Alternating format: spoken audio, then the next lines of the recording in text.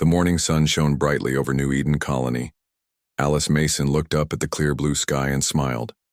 At 12 years old, she loved the freedom of colony life. Her little brother Daniel, only 8, ran ahead of her on the dirt path leading away from their uncle's farm. "Slow down, Danny," Alice called. "Uncle Will said not to go too far." Daniel laughed and kept running.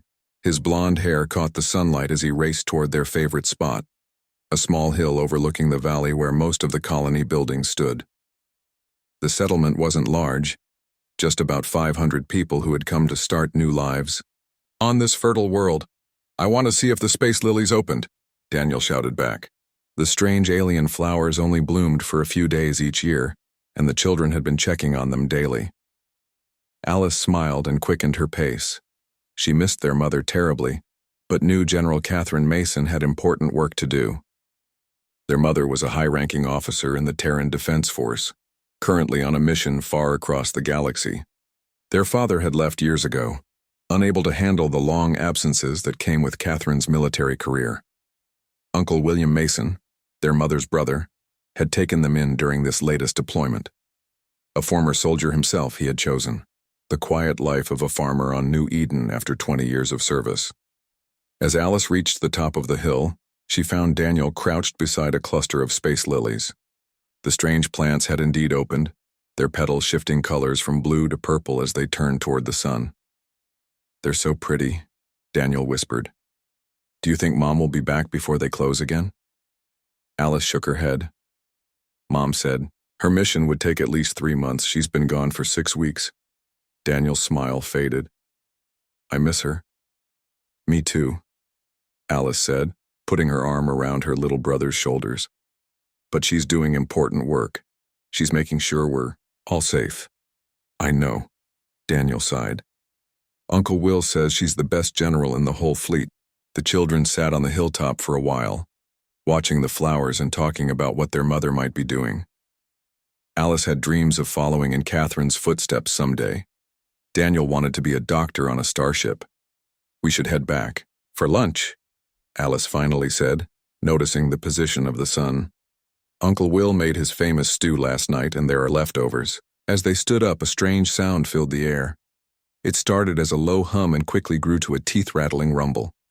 Alice looked up and felt her heart skip a beat. 3 massive ships were descending through the atmosphere. They weren't human, vessels. The design was all wrong. Too angular, with strange purple energy crackling along their hulls. "What are those?" Daniel asked, eyes wide with wonder rather than fear. He was too young to understand, but Alice had seen enough educational videos to recognize the ships. "Arcturians," she whispered, "the alien empire that had been in tense negotiations with human governments for years." A bright flash of light erupted from the lead ship, striking something in the colony center. The ground shook beneath their feet. Then another flash, and another. "We need to go." Alice grabbed her brother's hand and started running, not toward the farm, which was in the direction of the colony center, but toward the forest where they sometimes played. Uncle Will had shown them a cave there once. It would be safe. Daniel stumbled along beside her, his small legs struggling to keep up. "Alice, what's happening?" "I don't know," she said, not wanting to frighten him more, "but we need to hide until it stops." They had nearly reached the tree line when a blinding light flashed from above. Alice looked up to see one of the Arcturian ships directly overhead, much lower now. A beam of energy shot down, hitting a point, not far from them. The force of the blast threw both children to the ground. Alice's ears rang painfully and her vision blurred. She reached out, feeling for Daniel's hand. "Danny?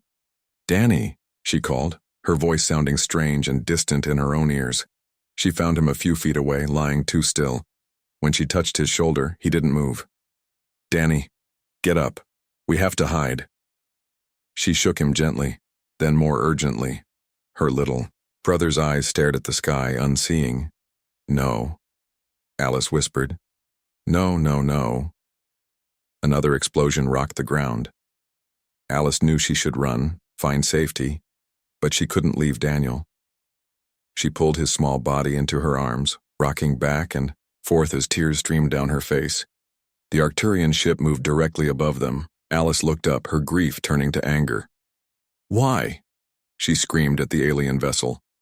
He's just a little boy. A beam of energy shot down from the ship.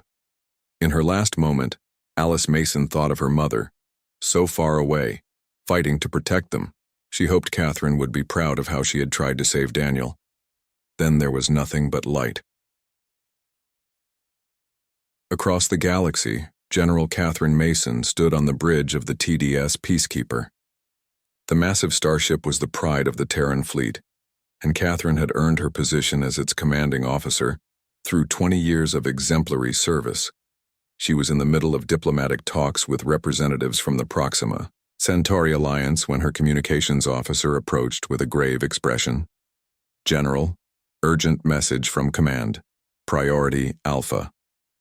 Catherine excused herself from the meeting and stepped into her private office. She activated the secure channel, expecting orders regarding the ongoing negotiations. Instead, the grim face of Admiral Howard filled the screen. Catherine, he said, using her first name rather than her rank. Never a good sign. There's been an attack. Catherine felt her heart grow cold. Where? Multiple outer colonies. New Eden was hit hard. The room seemed to tilt around her. Casualties? Admiral. Howard's eyes filled with sorrow. The colony center was completely destroyed. I'm sorry, Catherine. We've confirmed there were no survivors in that sector. Catherine's mind raced. Her children, her brother, all in the colony center. Who? She asked, her voice deadly calm. Arcturian Empire ships. We have visual confirmation. The Admiral sent footage to her screen. 3 Arcturian warships firing on the defenseless colony. Catherine watched the recording. Twice. She saw the beams that must have killed her children. Her face showed nothing, but inside something fundamental changed. The disciplined, diplomatic general who had always believed in peaceful solutions whenever possible, vanished. In her place stood a woman with nothing left to lose. I'm returning to Earth immediately, she said. Catherine, I know what you must be feeling. No, she cut him off, her voice like ice. You don't. But the Arcturians will. She ended the transmission and stood still for several minutes. On her desk sat a hollow photo of Alice and Daniel, taken just before she left for this mission. Alice with her serious eyes so like Catherine's own, Daniel with his carefree smile. They killed my children, Catherine said to the empty room. They have no idea what they've done. Catherine Mason stood alone in the cemetery. Rain fell steadily from a gray sky, as if Earth itself wept for her children. 2 small coffins lay before her, both empty. There had been nothing left to bury. She wore her full dress uniform, medals, gleaming dully in the rain. Her face showed nothing. The tears had stopped days ago, replaced by something colder and harder. Behind her stood rows of mourners, fellow officers, government officials, colony representatives. They kept their distance. No one knew what to say to a mother who had lost everything. Catherine felt someone approach.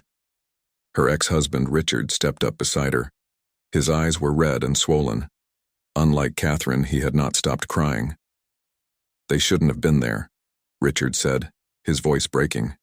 If you hadn't insisted on sending them to that colony. Don't, Catherine warned, her voice barely above a whisper.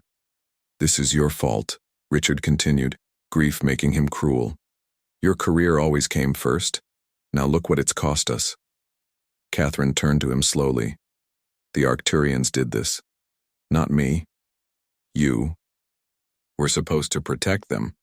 Richard's voice rose, drawing uncomfortable glances from the mourners. What good is being a general if you can't even keep your own children safe? The words hit Catherine like physical blows, but her face remained expressionless. Deep inside, she knew there was truth in what he said. She should have kept them on Earth in the safety of the central planets. She had thought New Eden was far enough from any conflict zone. She had been wrong. I'm sorry, she said simply. Richard looked at her with disgust. Sorry doesn't bring them back. He walked away, shoulders shaking with sobs. Catherine remained by the coffins until everyone else had gone. The rain soaked through her uniform, but she didn't feel the cold. She felt nothing except the growing weight of purpose inside her. "I will make this right," she whispered to the empty coffins. "I promise you both." Later that night, Catherine drove through the rain to Terran Defense Headquarters. The massive complex was mostly empty at this late hour. She made her way to the office of Admiral Joseph Carter, head of Terran Intelligence and her former commander. The old man was waiting for her. His weathered face softened with compassion when she entered. "Catherine," he said, rising from behind his desk. "You should be resting." "I've rested enough," she replied. "I need information." Carter sighed. "I know what you're planning. It won't bring them back." "Nothing will bring them back," Catherine agreed. "But it might save other children." "The Council is handling the diplomatic response," Carter explained. "The Arcturians claim the attack was meant for military installations, that they had faulty intelligence." "Lies," Catherine cut him off. "There were no military facilities on New Eden. It was an agricultural colony." "I know," Carter said heavily. "But we have to proceed carefully. The Arcturians have technological advantages in key areas. A full-scale war could cost millions of lives." Catherine leaned forward. "I'm not asking for war. I'm asking for justice." "What exactly do you want, Catherine?" "Everything you have on the Arcturian Empire. Military capabilities, command structures, vulnerabilities." Her eyes were cold. "And I want the retribution." Carter looked alarmed. "The stealth destroyer? It's not even fully tested yet." "It's ready enough," Catherine insisted. "And its capabilities are exactly what I need." "You're talking about going rogue," Carter warned. "Even I can't authorize that." "Then don't authorize it," Catherine said. "Look the other way." Carter studied her face. He had known Catherine for 20 years, had watched her rise through the ranks with honor and integrity. The woman before him now was different. There was something dangerous in her eyes. "What would Alice and Daniel want?" he asked gently. Catherine flinched at her children's names. They would want their mother to protect other children from suffering their fate. Carter was quiet for a long moment. Then he pressed his hand to a scanner on his desk. A hidden compartment opened, revealing a secure data drive. "This contains everything we know about the Arcturian military," he said, sliding it across the desk.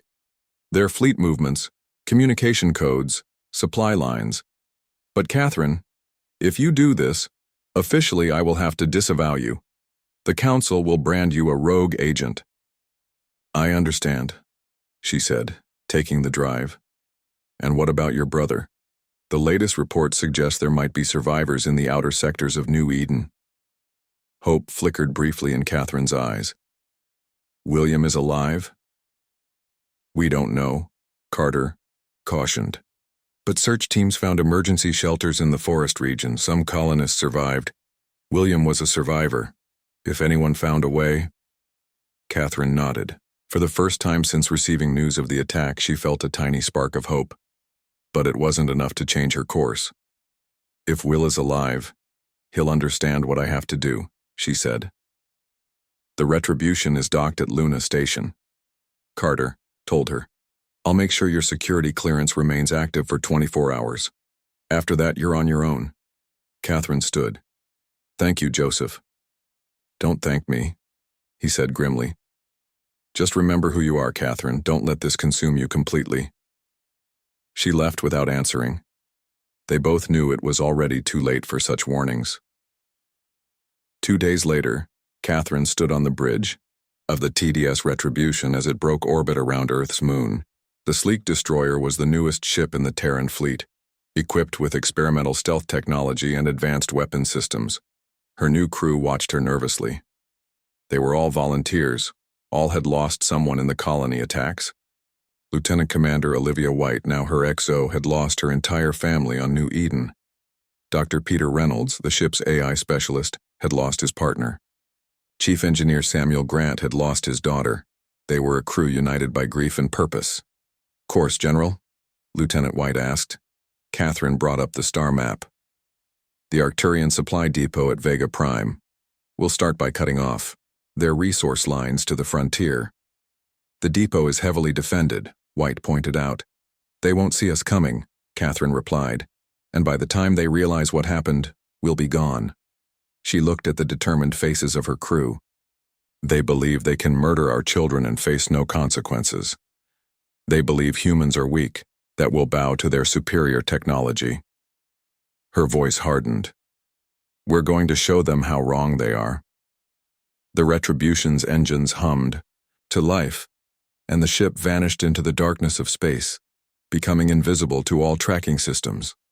On board, a mother's grief had transformed into something the galaxy had never seen before, and something the Arcturian Empire was completely unprepared to face. The Arcturian supply depot at Vega Prime was considered impenetrable.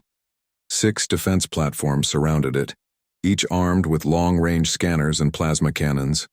A fleet of patrol ships constantly circled the massive station.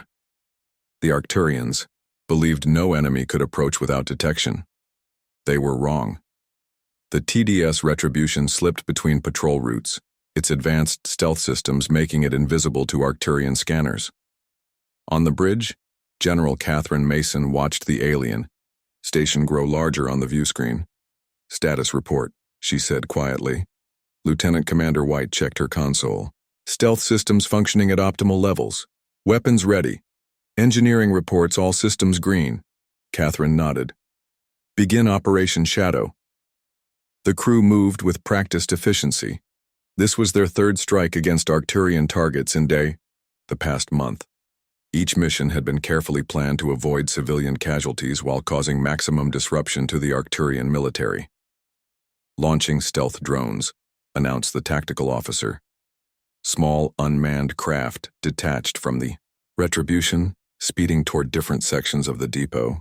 Each carried a specialized computer virus developed by Dr. Reynolds. Drones have reached their targets, White reported. Beginning system infiltration.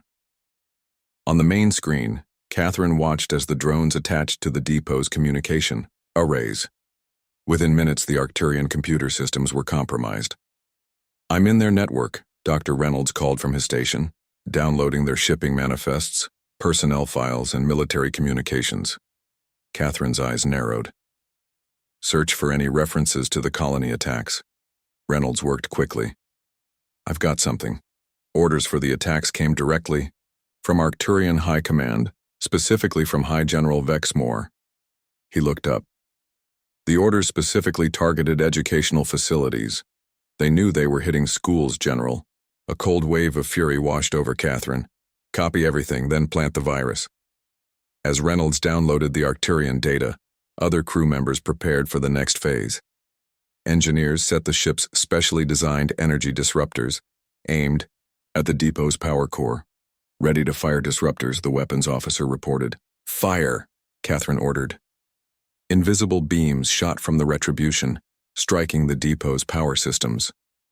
The lights on the massive station flickered, then went dark. Emergency systems tried to activate but failed as the virus spread through their computers. The depot is completely disabled, White announced. Estimated time for repairs, 3 weeks minimum. Catherine nodded. Send the message. On every screen throughout the crippled depot, the same words appeared in the angular Arcturian. Script, Justice for New Eden. Message delivered, Reynolds confirmed. And I've got all their data. Prepare to jump to the rendezvous point, Catherine ordered. Before the Arcturians could organize a response, the Retribution vanished into faster-than-light travel, leaving chaos behind. Later in the ship's conference room, Catherine reviewed the stolen data with her senior officers. Reynolds had discovered a wealth of information about Arcturian military operations. Their command structure is more fragmented than we thought, he explained, displaying a complex organizational chart. There are actually multiple factions within their military, not all of whom supported the colony attacks. That doesn't matter, Catherine said coldly. They all serve the same empire. White studied the data. There's something else here, General. communications about a gathering of high-ranking military officials, including Vexmore himself. They're meeting on the neutral world of Elysium in 2 weeks. Catherine's eyes gleamed. Elysium, that's a diplomatic world. No weapons allowed. The perfect place to capture Vexmore, White suggested. Catherine considered this. Capturing the Arcturian who had ordered her children's deaths would be more satisfying than simply killing him. It would also provide valuable intelligence. We'll need disguises, she said, and a way onto the planet without being detected. Reynolds smiled grimly. I have an idea about that. The data shows the Arcturians are bringing a diplomatic team from one of their outer worlds. If we intercept their ship, we could take their place, Catherine finished. Good thinking, Doctor. The planning session continued late into the night. Each officer contributed ideas, all focused on the mission ahead. As they worked, Catherine noticed her crew had changed over the past month. The raw grief that had initially united them had hardened into something more purposeful. They operated now with cold efficiency, their personal pain channeled into precise action. She wondered if the same was happening to her. The constant ache of loss remained, but it no longer paralyzed her. Instead, it drove her forward, keeping her focused when doubts threatened to surface. Later, alone in her quarters, Catherine studied the personnel file of High General Vexmore. The Arcturian was old by his species' standards, with decades of military service. His file showed numerous campaigns against other alien races, all marked as successful. You've never faced humans before, Catherine whispered to the image. You have no idea what you've started. A soft chime interrupted her thoughts. It was a secure communication from Earth, routed through multiple relays to avoid detection. Few people knew how to contact the Retribution. Catherine activated the screen. Admiral Carter's face appeared. He looked tired. Catherine, he said, we've found survivors from New Eden. Her heart leapt. William? Carter nodded. Your brother is alive. He was leading an evacuation when the attack hit. He managed to get several families into the cave systems in the northern forests. Is he all right? Catherine asked, allowing herself to feel hope for the first time in weeks. Injured but stable. He's been asking for you. Carter's expression grew serious. Catherine, the Council knows what you've been doing. The Arcturians have filed formal protests about the attacks on their installations. Let them protest, she said dismissively. It's more serious than that. Some Council members want you declared a rogue agent, a threat to diplomatic relations. There's talk of sending ships to find you. Catherine was not surprised. And what do you think, Joseph? The old admiral sighed. I think the Council is afraid. The Arcturians have technology we don't understand, weapons that could devastate Earth if they decided to use them. But I also think what you're doing may be our only chance. Meaning? Your strikes have forced the Arcturians to pull back forces from our borders. They're scrambling to protect their own territory now, which gives us time to strengthen our defenses. He paused. But Catherine, there's something else you should know. The virus you planted in their system at Rigel Base? Our analysts say it contained fragments of code written by a Dr. Frank Nelson, Alice's godfather, Catherine said softly. Frank had been a close family friend, a brilliant programmer who had often visited when the children were small. He was on New Eden too, Carter confirmed, in the Central Colony. After the attack, his research station on Earth was sealed by security forces. They claimed it was to protect sensitive data, but they're using his work, Catherine finished. Anger rising. The Council is using a dead man's research while refusing to punish those who killed him. Politics is rarely just, Carter agreed. William asked me to give you a message. He said, remember who you are. The words struck Catherine deeply. Her brother knew her better than anyone. He understood the dangerous path she was on. Tell Will I'm coming back, she said, after I finish what I started.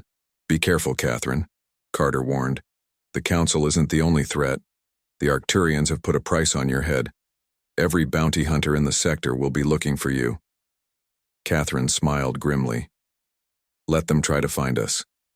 We have work to do. After the communication ended, Catherine returned to her planning for the Elysium mission. Soon she would face the alien who had ordered her children's deaths. One way or another, justice would be served. What neither Catherine nor her crew realized was that events were already in motion that would change their mission in ways none of them could predict. The neutral world of Elysium was famous for its beauty. Towering crystal buildings caught the light of twin suns, sending rainbows dancing across wide plazas. People from 100 different species walked its streets peacefully. Weapons were forbidden. Violence was unknown. Catherine Mason adjusted her disguise and studied her reflection. The skin-altering compounds had changed her features to match those of an Arcturian diplomat. Her normally brown skin now had a slight purple tint. Her eyes were larger, with vertical pupils. The sensation was strange, but the disguise would hold for the 12 hours they needed. "How do I look?" she asked Lieutenant Commander White, who wore a similar disguise. "Like a perfectly respectable member of the Arcturian diplomatic corps," White replied. "No one will suspect a thing." They stood inside their stolen ship. The real Arcturian diplomats were safely sedated in the cargo hold, to be released unharmed after the mission. Catherine had been clear about that. No unnecessary casualties. Dr. Reynolds approached, also disguised. The landing permit was accepted. "We're clear to proceed to the diplomatic quarter." Catherine nodded. "Remember the plan.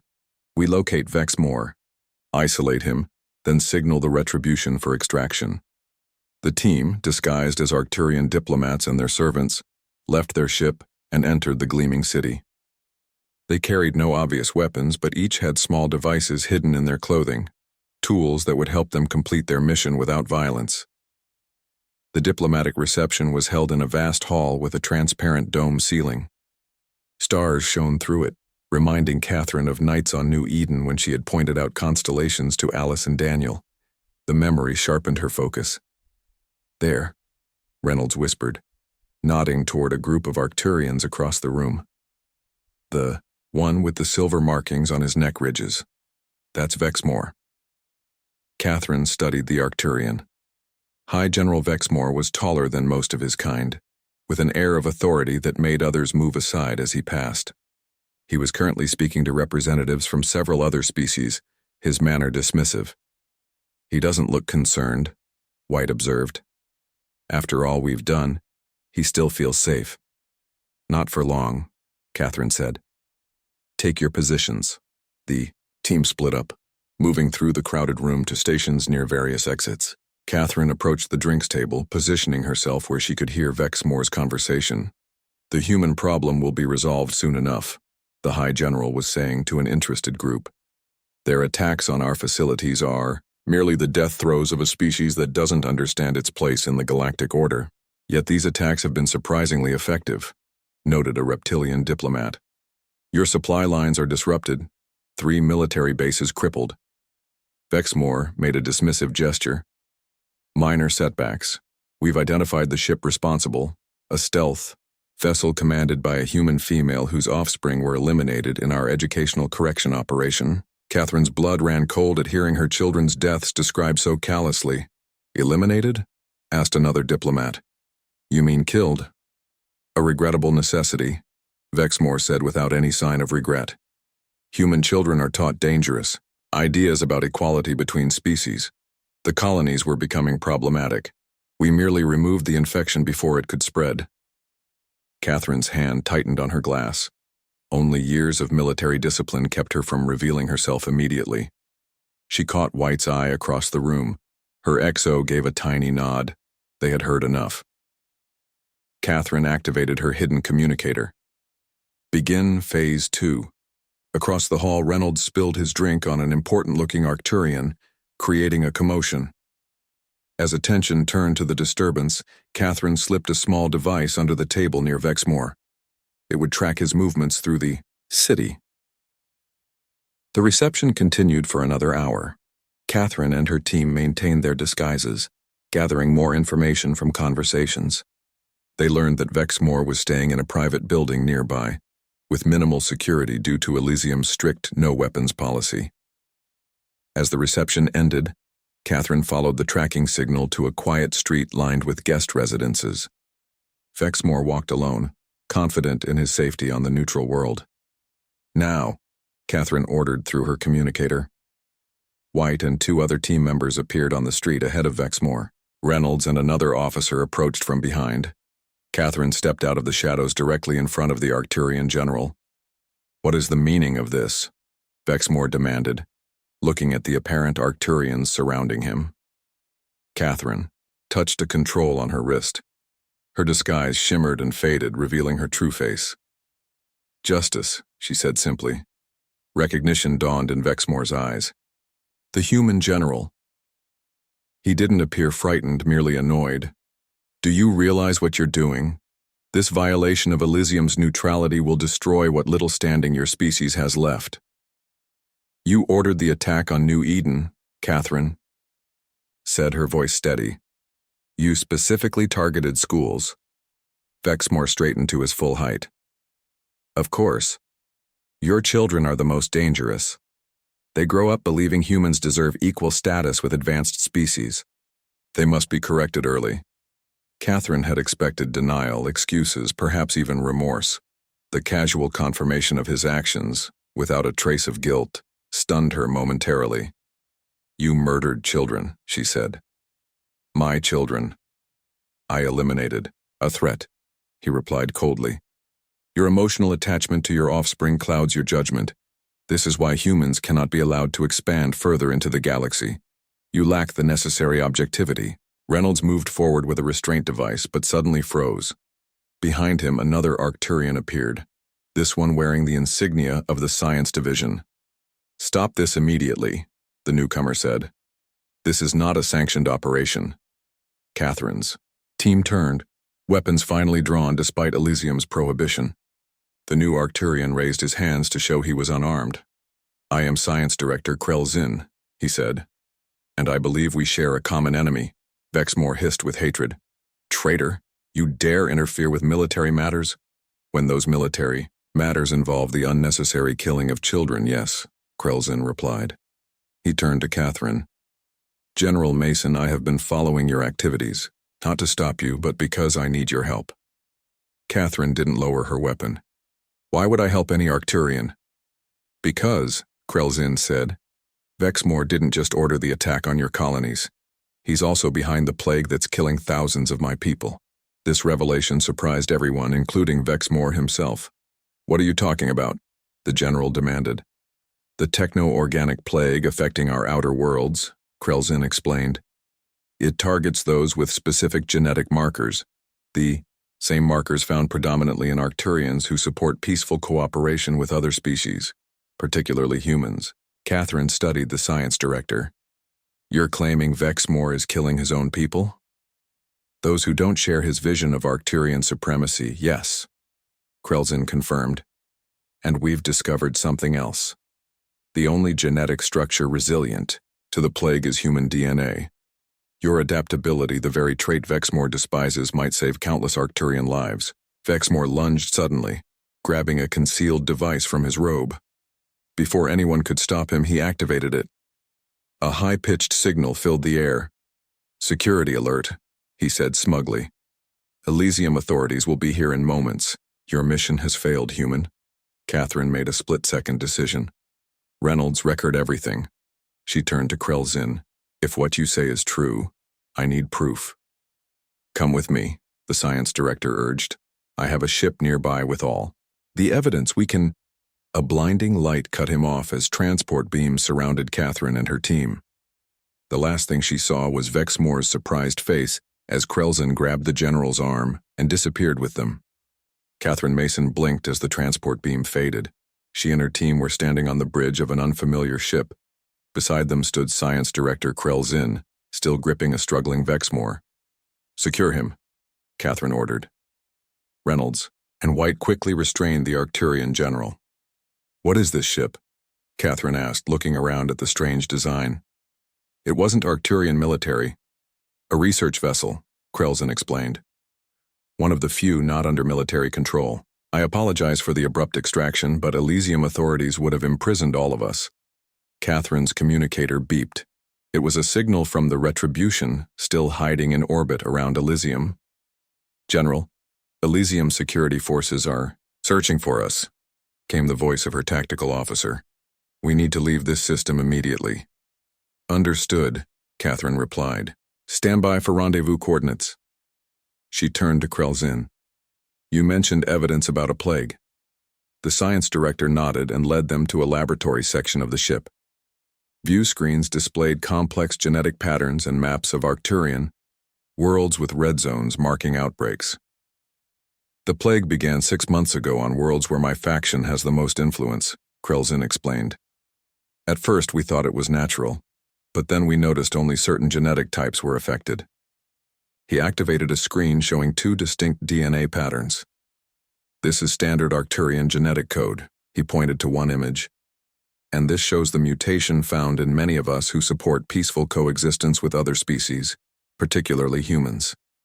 You're saying you're genetically different from Arcturians like Vexmore? White asked. Our species is at an evolutionary crossroads, Krelzin explained.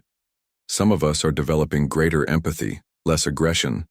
Vexmore's faction sees this as weakness. From his restraints, Vexmore laughed. It is weakness. The strong must rule, the weak must serve or perish. This is the natural order. Catherine stared at him coldly. Is that why you targeted children? Because they were weak? I targeted them because they would grow to challenge us, Vexmore replied without remorse. Humans spread too quickly, adapt too easily.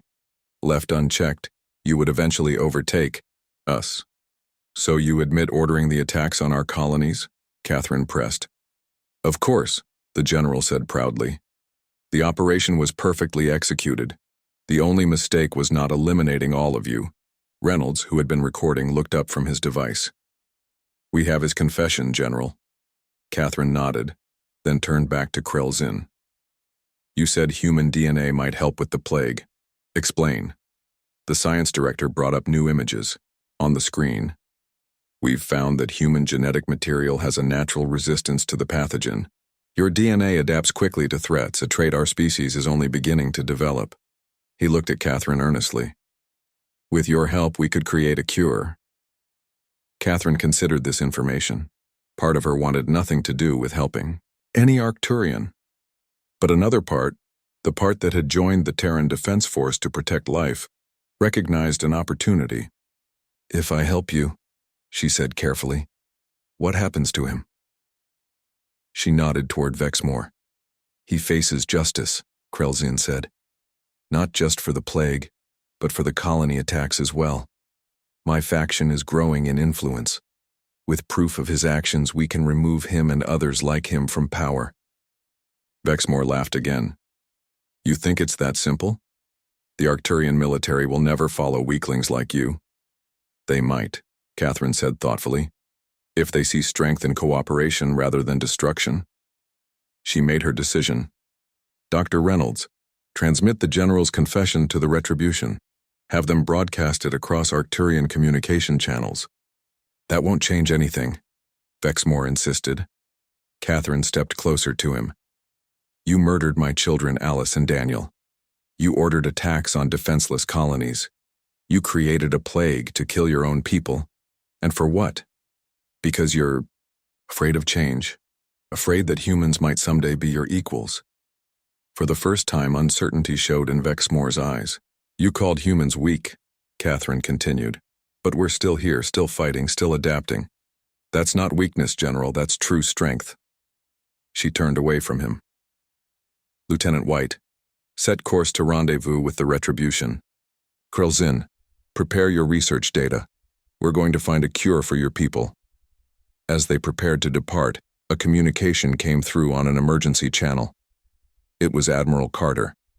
Catherine, he said urgently, the Arcturian fleet is moving toward Earth. They know about your mission on Elysium. It's a diversion, Krelzin said immediately. Vexmore's allies trying to protect him, Catherine thought quickly. Joseph, broadcast the confession we just sent you. Let the Arcturian people see what their leaders have done. Already done, Carter replied.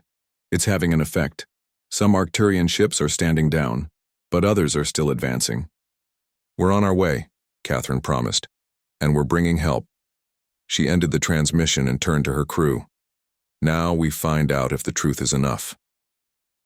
The journey back to Earth was tense. Catherine spent hours in the lab with Krelzin, providing samples of her DNA to help create a cure for the plague. She thought often of Alice and Daniel, wondering if they would understand her decision to help the Arcturians.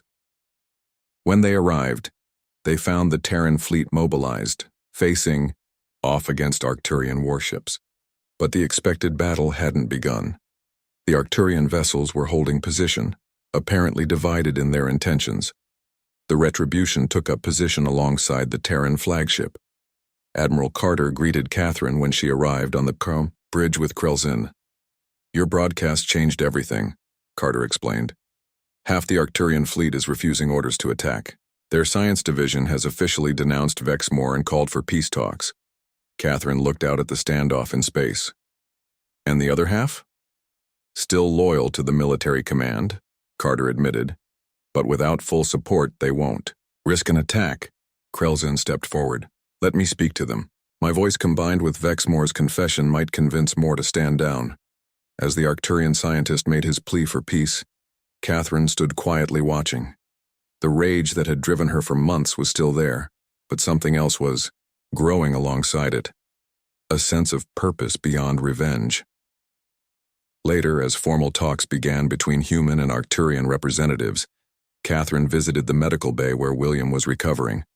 Her brother smiled when he saw her. "I knew you'd come back," he said. "Did you find what you were looking for?" Catherine thought about the question. "Not exactly. I wanted vengeance, but I found something else instead." "A way forward?" William suggested. "Maybe," she agreed. Alice and Daniel deserved better than what happened to them. All the children did. Maybe the best way to honor them is to build the kind of galaxy they would have wanted to live in. William took her hand. "That sounds like the sister I know." Catherine wasn't sure if she could ever forgive the Arcturians for what they had done. The loss of her children would always be with her. But as she looked out the viewport at Earth below and the stars beyond, she knew that vengeance alone couldn't heal such wounds. The real work, the harder work, was just beginning. End.